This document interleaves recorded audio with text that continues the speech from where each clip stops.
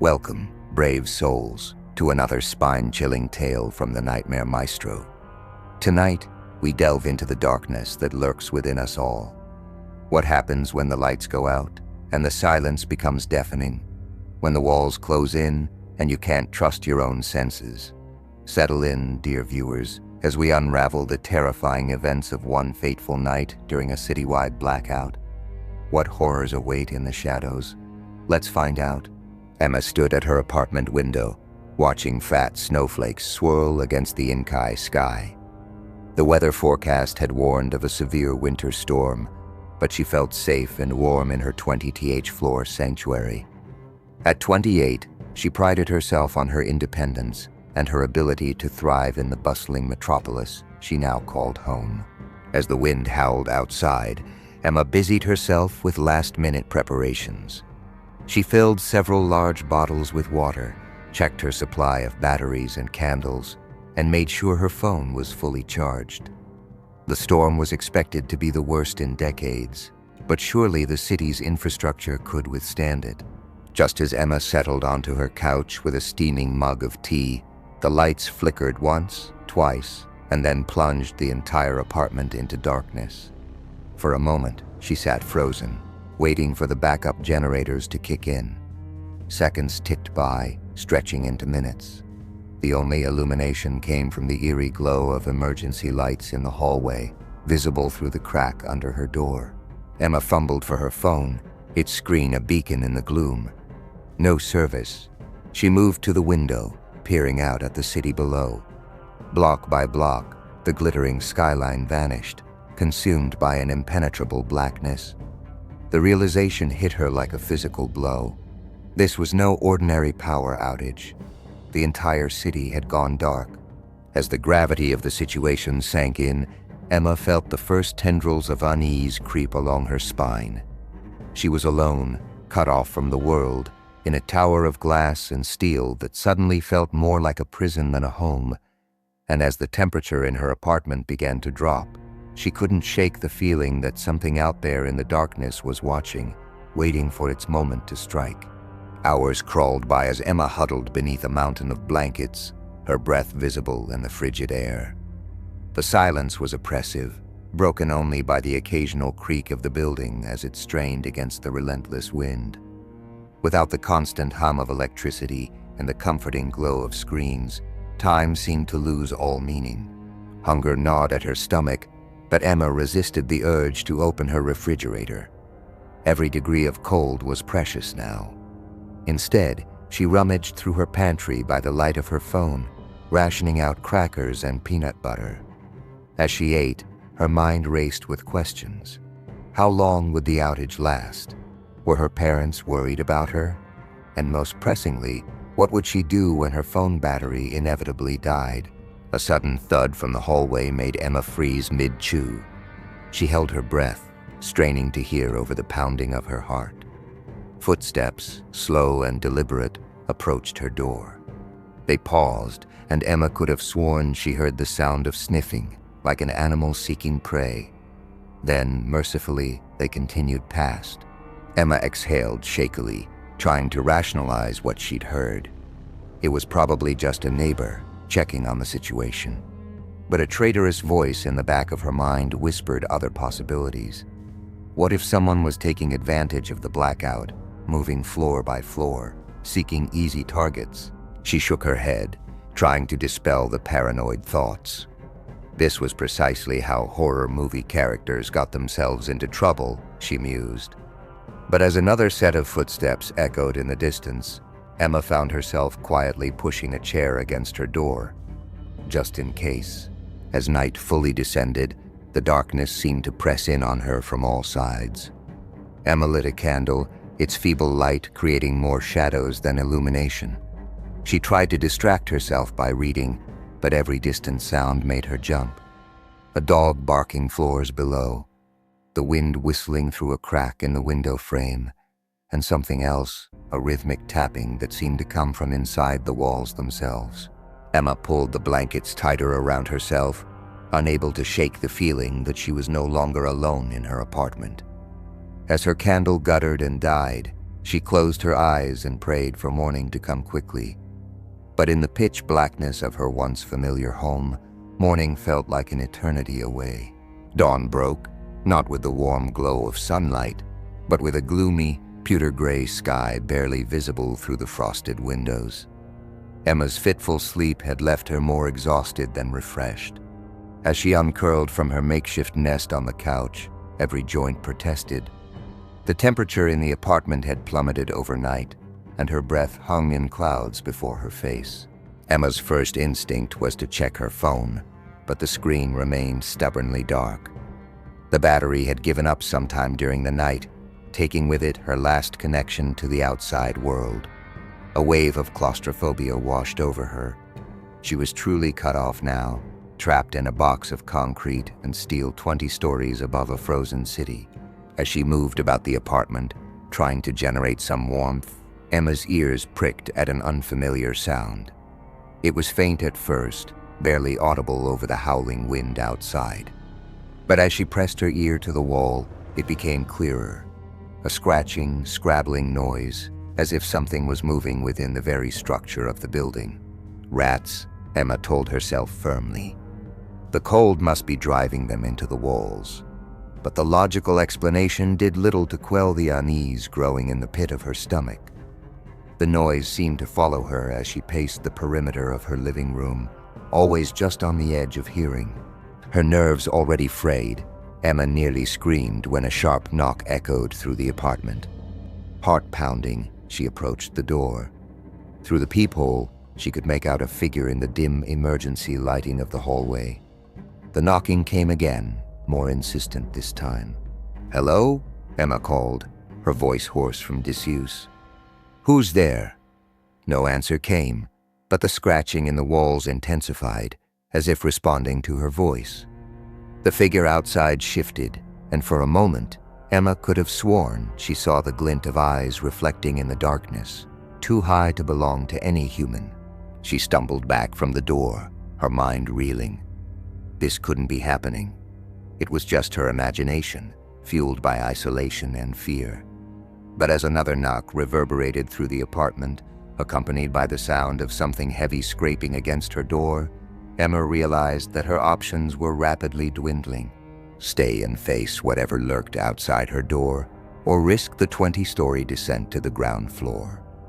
Neither choice seemed particularly appealing, but as the scratching in the walls rose to a fever pitch, Emma knew she couldn't remain in her apartment much longer. With shaking hands, she began to gather what supplies she could carry. Whatever horrors awaited her beyond her door, they couldn't be worse than slowly freezing to death, alone in the dark. Emma stood before her apartment door, a makeshift pack slung over her shoulder and a kitchen knife clutched in her trembling hand. The pounding outside had ceased, but the eerie silence that followed was almost worse. She took a deep breath, steeling herself for what lay ahead. With agonizing slowness, Emma eased the door open. The emergency lights in the hallway flickered weakly, casting grotesque shadows that seemed to writhe and dance. She peered out, half expecting to see some monstrous figure looming in the gloom. But the corridor was empty, save for the detritus of hasty departures. A fallen suitcase, scattered papers, a child's abandoned toy. Emma slipped into the hallway, her footsteps muffled by the threadbare carpet. The elevator, of course, was useless without power. That left the stairs 20 flights of potential danger and darkness. As she approached the stairwell, a gust of cold air hit her face. The door was ajar, swinging gently on its hinges. The stairwell was a pitch-black void, the emergency lighting having failed here completely. Emma fumbled with her pack, withdrawing a small flashlight. Its beam seemed pitiful against the oppressive darkness, barely illuminating a few steps ahead. But it was all she had. As Emma began her descent, the sounds of the building seemed to magnify around her. Every creak and groan of settling concrete echoed off the walls, making it impossible to tell if the noises were coming from above or below. And underneath it all, that persistent scratching, as if the very walls were alive with skittering, unseen things. Floor by floor, Emma made her way down, Her legs burned with the exertion, unused to so many stairs. But it was the psychological toll that weighed heaviest. Every shadow seemed to move at the edge of her vision. Every distant sound could be footsteps following her. And always, the feeling of being watched. Halfway down, Emma's flashlight began to flicker. She shook it desperately, but the beam only grew weaker.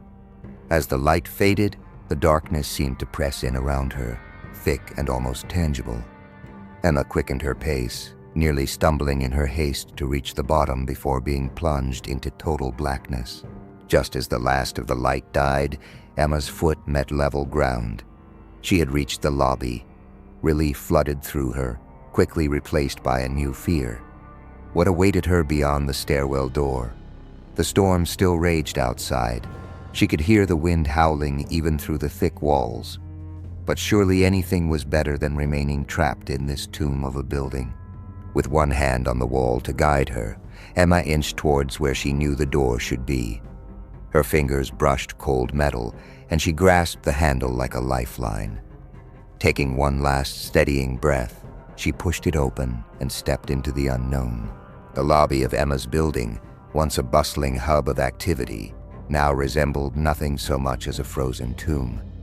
Emergency lights cast a sickly glow over frost-rimed surfaces, and her breath plumed in the air before her.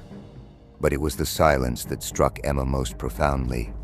No distant sirens, no hum of traffic, just the mournful keening of the wind as it whipped between the towers of glass and steel. As her eyes adjusted to the gloom, Emma noticed dark shapes huddled in corners. With a start, she realized they were other residents who had made it this far, only to be stymied by the chaos beyond the lobby doors. Some stirred at her approach, regarding her with wary, sunken eyes. Others remained ominously still. Emma approached the main entrance, its automatic doors frozen half open. Beyond lay a world transformed. Snow had drifted into towering banks, obscuring cars and street signs alike. The roads, what little she could see of them, were sheets of treacherous ice. And through it all, the storm continued to rage, turning the very air into a swirling mass of white. A hand on her shoulder made Emma yelp, spinning around with her knife raised. She found herself face to face with an elderly man, his features gaunt and his eyes wild with desperation. "You can't go out there," he rasped, his grip surprisingly strong. "It's death. We're all dead if we stay, dead if we go." Emma shook off his hand, backing away. "I have to try," she said, more to herself than to him. "I can't stay here." The old man laughed, a harsh, broken sound. "Then you're a fool. But we're all fools in the end, aren't we? Thinking we could tame nature, build our towers to the sky. Look where it's got us." His words sent a chill through Emma that had nothing to do with the cold. She turned back to the doors, steeling herself for what lay ahead. But as she moved to step out into the storm, a sound froze her in place. It came from outside, barely audible over the howling wind, a low, guttural growl that was unmistakably animal, yet like no animal Emma had ever heard. For a long moment, she stood paralyzed, straining to hear. The growl came again, closer this time, accompanied by the crunch of heavy footsteps in the snow. Whatever was out there, it was big, and it was coming closer. Emma retreated from the doors, her mind racing. The creature outside, the scratching in the walls, the figure at her door, were they all connected? Had the storm brought more than just snow and darkness to the city? As the growls grew louder, Emma realized she had only two choices: face whatever nightmarish beast lurked in the whiteout beyond the doors, or retreat back into the slowly freezing tower. Neither option promised survival, but as the shadow of something massive loomed just beyond the snow-crusted glass, Emma knew she had to make a decision, and she had to make it now. Emma's decision was made for her as the lobby doors shuddered under the impact of something massive. Glass cracked, a spiderweb of fissures spreading across the once pristine surface. The other survivors scattered, disappearing into the depths of the building with cries of terror. Heart pounding, Emma sprinted for the stairwell. As she yanked the door open, an ear-splitting crash echoed through the lobby. She risked a glance back and immediately wished she hadn't. Through the swirling snow, she caught a glimpse of something impossible, a shape too large to be human, moving with a predator's grace despite its bulk.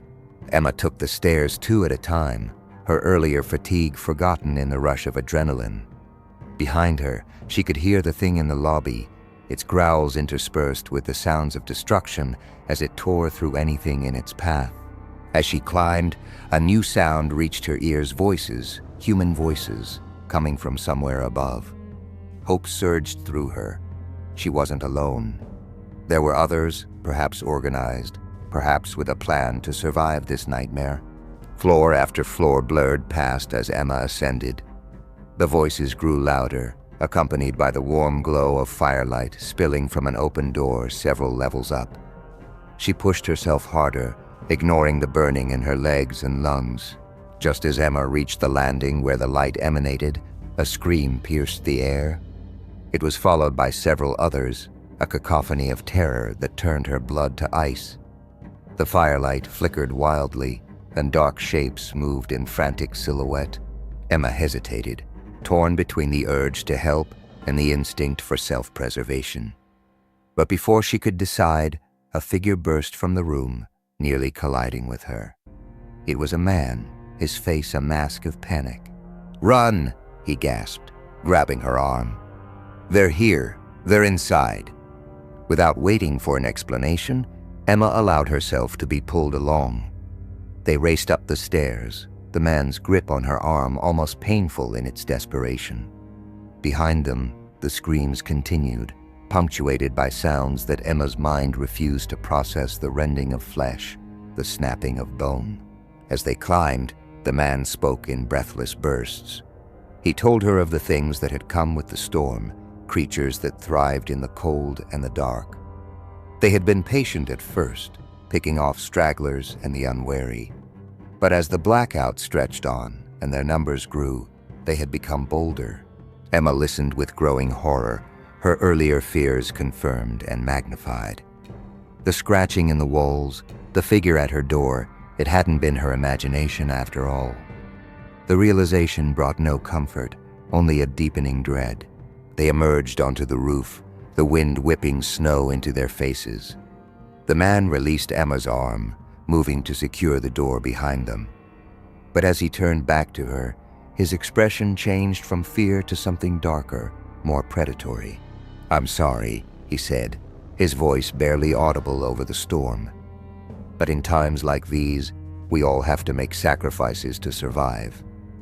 As he advanced on her, Emma realized with sickening clarity that she had escaped one monster only to find herself face to face with another. And as the storm raged around them, she knew that her fight for survival was far from over. Emma backed away from the advancing man, her mind racing. The roof offered no escape, only a sheer drop on all sides. The door behind him was her only way back into the building, back to comparative safety. But he stood between her and that lifeline, his intentions clear in the mad gleam of his eyes. "Please," Emma said, raising her hands in a placating gesture. "We don't have to do this. We can help each other." The man laughed, a harsh sound that was quickly swallowed by the howling wind. "Help each other? There's no help coming. No rescue. It's us or them now, and I intend to survive." He lunged forward, fingers grasping for Emma's throat. She ducked, her survival instincts kicking in. As he stumbled past, she drove her elbow into his kidney. He grunted in pain, but spun around with surprising agility. Their struggle was desperate and frantic, neither willing to yield. Snow and ice made the rooftop treacherous, and more than once they both nearly lost their footing. Emma fought with everything she had, knowing that to lose meant certain death, either at this man's hands or as an offering to the creatures below. In a crucial moment, Emma's foot slipped on a patch of ice. She fell hard, the impact driving the air from her lungs. The man was on her in an instant, his weight pinning her down, hands reaching for her throat. As his fingers closed around her neck, Emma's searching hand found something solid and cold buried in the snow, a broken piece of pipe, torn free by the storm. With the last of her strength, Emma swung the makeshift weapon. It connected with a sickening thud, and suddenly the pressure on her throat was gone. The man toppled sideways, leaving Emma gasping for air. She scrambled to her feet, pipe still clutched in her hand, ready for him to attack again. But he lay motionless in the snow, a dark stain spreading beneath him. Emma stood there, shaking, as the reality of what she'd done sank in. But she had no time to process it. A bone-chilling howl rose from somewhere in the building below, followed by another and another. The creatures were coming. Moving on autopilot, Emma barricaded the roof access door as best she could. Then, with nowhere left to run, she made her way to the edge of the roof and looked out over the city. The storm was beginning to abate, the first faint light of dawn breaking through the clouds. In that gray half-light, Emma could see the true extent of the devastation. The once bustling metropolis was a frozen wasteland. Streets were choked with abandoned vehicles and debris, and moving through it all were dark shapes, too numerous to count, prowling with predatory purpose. As Emma watched, a military helicopter appeared on the horizon, then another. More followed, their distant thrum growing louder. With them came a surge of hope rescue was coming. But as the creatures below began to converge on her building, drawn by the noise, Emma realized that hope might be short-lived. She gripped her makeshift weapon tighter, eyes fixed on the approaching helicopters. Would they reach her in time, or would the horrors below claim her first? As the sun finally broke through the clouds, bathing the frozen city in golden light, Emma prepared herself for one final stand. In that moment, poised between salvation and oblivion, Emma understood a truth that would haunt her for the rest of her days, however long or short they might be. The real monsters weren't the creatures prowling the streets or scratching at the walls. The real monsters were the darkness within us all, revealed when the thin veneer of civilization was stripped away. The helicopters drew closer. The creatures below howled, and Emma waited, her fate balanced on a knife's edge as a new day dawned over a changed world. Subscribe for more chilling tales from the Nightmare Maestro.